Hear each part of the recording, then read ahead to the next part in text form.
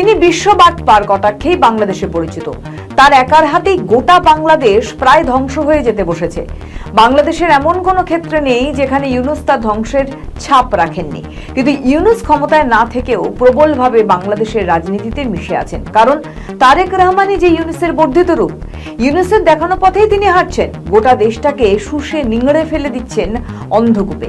তিনি যদি সক্রিয় হতেন তাহলে কিভাবে ইউনূস পার পেয়ে গেলেন তার বিরুদ্ধে ওঠা অভিযোগের ভিত্তিতে মামলা থেকে? কিভাবে তিনি নিজেকে এড়াবেন হামে শিশু মৃত্যুর দায় থেকে?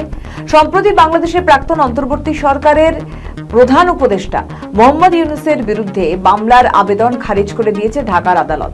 হামে যেভাবে বাংলাদেশে মরক লেগেছে তার শিকার শরীয়তপুরের 9 মাসের শিশু। ওই শিশুর মৃত্যুর অভিযোগে মামলা করা হয়েছিল ইউনূস সহ 4 জনের বিরুদ্ধে।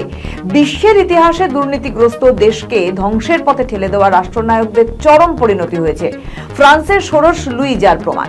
ফরাসি বিপ্লবের সময় প্রকাশ্যে ষোড়শ লুইকে গিলোটিনে চড়ানো হয়। সাদ্দাম হোসেনের ফাঁসিও প্রকাশ্যেই হয়েছিল। এইসব থেকে কি শিক্ষা পাবে না বাংলাদেশ? কেন ইউনূস এখনো রাজার হালে থাকবেন? কেন ইউনূসের বিরুদ্ধে মামলা প্রমাণিত হবে না? আইনের হাত কারা বেঁধে রেখেছে? এই মামলা ইউনূস, প্রাক্তন স্বাস্থ্য উপদেষ্টা নূরজাহান বেগম সহ 4 জনকে আসামি করার আবেদন জানানো হয়েছিল। ঢাকার এডিশনাল চিফ মেট্রোপলিটন ম্যাজিস্ট্রেট জসিতা ইসলামের আদালত আবেদনটি খারিজ করে। আদালতের বেঞ্চ সহকারী আশুতোষ ভৌমিক জানান, মামলা গ্রহণের মতো পর্যাপ্ত উপাদান না থাকায় এই আদেশ দেওয়া হয়েছে। তাহলে বাংলাদেশে যে হামে এত শিশুদের মৃত্যু হলো তা কি মিথ্যে? বিশ্ব স্বাস্থ্য সংস্থা নিষেধাজ্ঞা না শুনে টিকা নিয়ে আর্থিক নয়ছয় করে গিয়েছেন ইউনূস, যার ফল আজও সেদেশে মায়ের কোল খালি হচ্ছে। 5ই জুলাই মৃত শিশুর বাবা সিরাজুল ইসলাম আদালতে মামলার আবেদন করেন।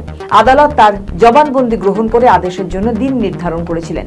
আবেদনে ডক্টর ইউনূস ছাড়াও স্বাস্থ্য দপ্তরের প্রাক্তন মহাপরিচালক অধ্যাপক মোহাম্মদ আবু জাফর এবং প্রাক্তন প্রধান উপদেষ্টা প্রেস সচিব শফিকুর আলমকে আসামি করার আবেদন জানানো হয়।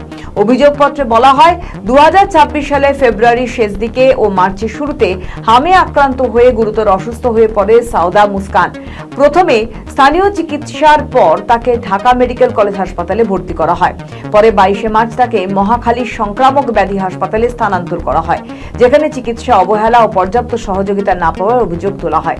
শিশুটি পরিবারের অভিযোগ, 26শে মার্চ অক্সিজেন দেওয়ার সময় যথাযথ চিকিৎসা সহায়তা পাওয়া যায়নি এবং এর কিছুক্ষণ পর শিশুটির মৃত্যু হয়। মামলার আবেদনে আরও অভিযোগ করা হয় যে শিশুদের টিকার ঘাটতি, স্বাস্থ্য ব্যবস্থাপনার দুর্বলতা এবং নীতিগত অবহেলার কারণে দেশে বহু শিশুর মৃত্যু হয়েছে। প্রশ্ন ওঠে, কিসের ক্ষমতায় ইউনূস এখনো গ্রেপ্তার নন? এর পিছনে কি শুধুই তার নোবেল জয়ের অবদান? অথচ তারই প্রতিষ্ঠিত গ্রামীণ ব্যাংক ও সামাজিক ব্যবসায় তিনি বড়সড় দুর্নীতি করেছেন, কোটি কোটি টাকা আর্থিক নয়ছয় করেছেন।